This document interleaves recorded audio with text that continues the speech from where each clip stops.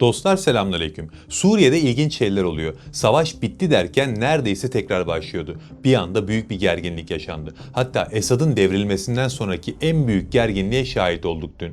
Medya bu olayı genel anlamda yüzeysel gördü ve yorumladı. Yani sadece olanlar, taraflar, sebepler ve sonuçlar üzerinden konuşuldu. Ama burada başka bir oyun var. İran ve İsrail'in ortaklaşa Türkiye'ye karşı kurduğu bir oyuna şahit olduk. İşte bugün bunu konuşuyoruz. Suriye'de neler oldu? Nasıl bir plan bu? Nasıl oluyor da İran, İsrail ve ABD'den oluşan bir üçgenden bahsedebiliyoruz? Ve Türkiye neden bu üçgenin hedefinde şu anda? Ne alaka yani? Bugün bütün bu soruları cevaplayalım. Bunu da çok hızlı yapalım. Siz de hazır intro girmişken kanalımıza abone olmayı ve videoyu beğenmeyi unutmayın.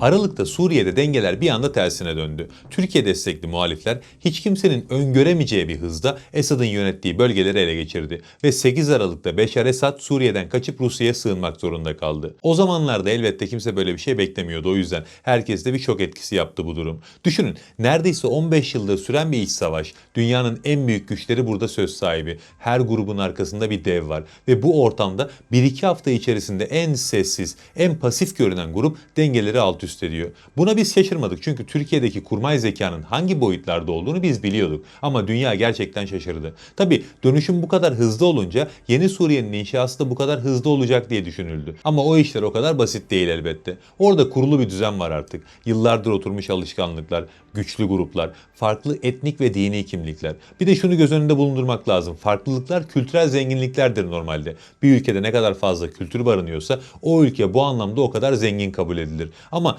eğer bu ülkede bir otorite, bir istikrar yoksa bu farklılıklar zenginliğe değil belaya dönüşüyor. Çünkü istikrarın, merkezi bir otoritenin olmadığı ortamda bahsettiğimiz farklı gruplar hayatta kalma refleksiyle silahlanıyorlar. Ve bu grupların silahlanması merkezi bir otorite kurmaya çalıştığınız zaman işinizi zorlaştırıyor. Bunu da garipsemeyin. Gerçekten silah farklı bir güçtür. Bir bireyin bile silahı beline koyduğunda özgüveni yükselir ve kendi güvenliğini o silaha endekslemeye başlar. İşte bu yüzden iç savaş dönemlerinde oluşan silahlı gruplar yeni otorite inşa edilirken silahlarını bırakmakta çok zorlanırlar.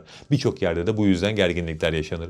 Daha önce bunu Libya örneğinde görmüştük. İsyan eden gruplar Kaddafi'yi devirdiler ama sonra hiçbiri diğerinin kontrolü altına girmeyi kabul etmedi ve birbirlerine girdiler. Suriye'de de farklı bir durum yok aslında. Silahlı birçok grup var. Büyük çoğunluğu merkezi orduya katılmayı kabul etti ama hala kabul etmeyen çok fazla grup olduğu da bir gerçek. Belki kalkıp da hayır biz orduya katılmayacağız diye açıklama yapmıyorlar ya da yapamıyorlar ama harekete de geçmiyorlar. Yani coğrafya gerçekten kolay bir coğrafya değil. Şu an Suriye'deki geçiş hükümetinin işi gerçekten zor. Her an, her yerde gerginlik çıkabilir. Ama PYD bölgeleri dışında özellikle iki noktada yeni Suriye yönetiminin çok daha dikkatli olması gerekiyor. Birisi ülkenin güneyi, yani Dürzilerin yaşadığı kısım. Buraya şu anda odaklanmayacağım. Diğeri de Suriye'nin sahil kesimi, yani Laskiye ve Tartus gibi yerler. Bugün odak noktamız burası. Çünkü burada esas sıkıntılar yaşandı. Öncelikle burada ne olduğunu kısaca bir özetleyelim. Laskiye ve Tartus'ta yaşanan çatışmalar aslında 6 Mart'ta başlayan bir gerginliğin sonucu. Orada bir köyde güvenlik güçleri bir şüpheliyi teslim almak istiyorlar ve köy sakinleri onu teslim etmiyor. Şam'a bağlı güvenlik güçleri de haliyle bir operasyon başlatıyor. Ama Esad yönetiminden kalma Nusayri güçler beklenmedik bir şey yapıyor.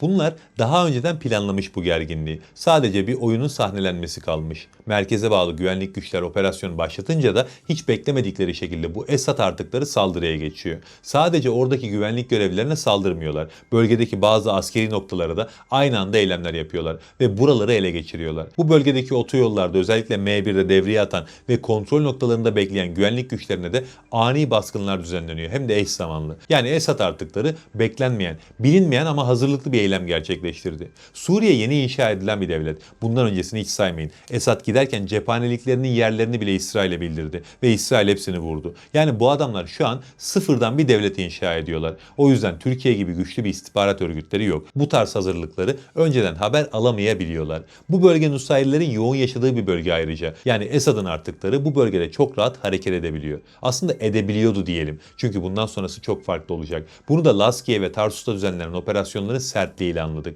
Ortada bir isyan vardı ve isyan çok sert şekilde bastırıldı. Bu da gayet doğal çünkü şu an orada kurumsallaşmış güvenlik kurumları yok. Mesela bu saldırılar yaşandığında ülkenin dört bir yanından silahlı gruplar araçlarını atlayıp bu bölgeye geldi. Merkezi yönetimin haberi bile yoktu korktu birçoğundan. Hatta bırakın silahlı grupları, siviller araçlarıyla bölgeye gelmeye çalıştılar. Resmen trafik kilitlendi. Hatta gelen bu silahlı gruplar ve sivilleri topladığınızda yaklaşık 500 bin kişinin bölgeye akın ettiği söyleniyor. Haliyle de hızlı şekilde isyanı bastırdılar ve isyan edenlere ciddi bedeller ödettiler. Hala temizlik devam ediyor. Hareket edemeyecek hale getireceklerdir o grupları, o zamana kadar da devam edecek. Zaten birçoğu ya kaçtı ya teslim oldu. Bu olayda bir de şunu gördük. Suriye'de merkezi yönetim halk tarafından seviliyor. Çünkü ülkenin birçok farklı bölgesinde Şara yönetimine destek için gösteriler düzenlendi. Neyse yani olayı kısaca bir özetlersek Nusayri isyancılar Suriye güvenlik güçlerine saldırdı. Suriye güvenlik güçleri de bu isyanı bastırdı. Peki bu olayın Türkiye ile, İran'la, İsrail'le filan ne alakası var? Şimdi öncelikle bu olayın arkasında bir hazırlık olduğunu zaten söylemiştik.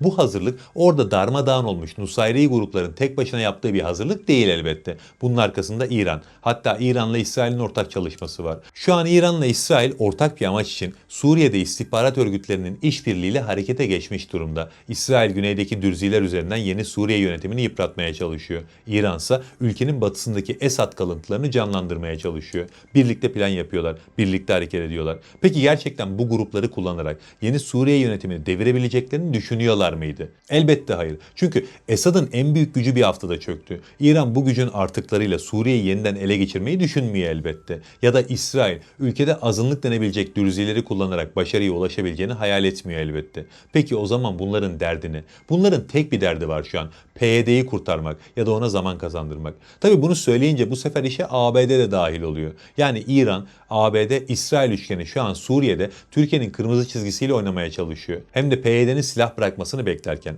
PYD farklı farklı açıklamalar yapıyor. Ama hepsini bir araya getirip değerlendirdiğimizde bir şey çok net şekilde belli. Bu herifler silah bırakmak istemiyorlar. Ama Türkiye ile ve Suriye'nin yeni yönetimiyle başa çıkamayacaklarının da farkındalar. İşte şu an İran ve İsrail'in yaptığı şey bunlara alan açmak. Suriye'de yaptıkları eylemler başarıya ulaşmayı değil, sadece merkezi yönetimi zayıflatmayı hedefliyor. Peki onlar bu oyunları kurarken Türkiye ne yapıyor? Bence işin en keyifli ve en ders niteliğindeki gurur verici kısmı burada gizli. Türkiye bunları adım adım izlemiş. Bunu nereden anlıyorsun derseniz Suriye'de bu olaylar yaşandı. Suriye güvenlik güçlerine ilk saldırılar yapıldı ve birkaç saat sonra Türkiye'nin askeri konvoyları İdlib'e giriş yaptı. Çok da büyük konvoylardı bunlar, öyle ufak tefek konvoylar değil. Hatta bir konvoyun da Tişrin Barajı bölgesine gittiği de söyleniyor. Yani Türkiye ben oyunun dışında değilim demiş oldu ve bunu sadece birkaç saat içerisinde yaptı. Evet, Türk ordusu savaşa daima hazırdır ama böyle bir olayda birkaç saat içerisinde harekete geçmek Türk ordusunun hazır bulunuşluğunun bile ötesinde bir olay. Bu bir istihbarat başarısı. Demek ki İran ve İsrail istihbaratları Suriye'de karışıklık çıkarmak için olayları planlarken bir yandan Türkiye bunları izleyip gülüyordu. Milli İstihbarat Teşkilatı adım adım bunları takip edip ne yapacaklarını önceden belirliyordu ve olayın çıkışıyla birlikte sahaya ağırlığımızı koyduk. Bu ağırlık önemliydi. Çünkü İran ve İsrail burada attıkları bu ufak adımla bir şeyleri değiştiremeyeceklerini biliyor. Onlar sadece test ettiler. Suriye güvenlik güçlerinin ne durumda olduğunu test ettiler. Türkiye'nin hızlı reaksiyon gösterip gösteremeyeceğini test ettiler ve ikisinde de gereken cevabı aldılar. Hani komando andının sonunda vardır ya, hazır, daima hazır. İşte o boşuna söylenmemiş. Gerçekten Türk ordusu, Türk istihbaratı ve Türkiye'nin bölgedeki müttefikleri hazır, daima hazır. Allah'a emanet olun.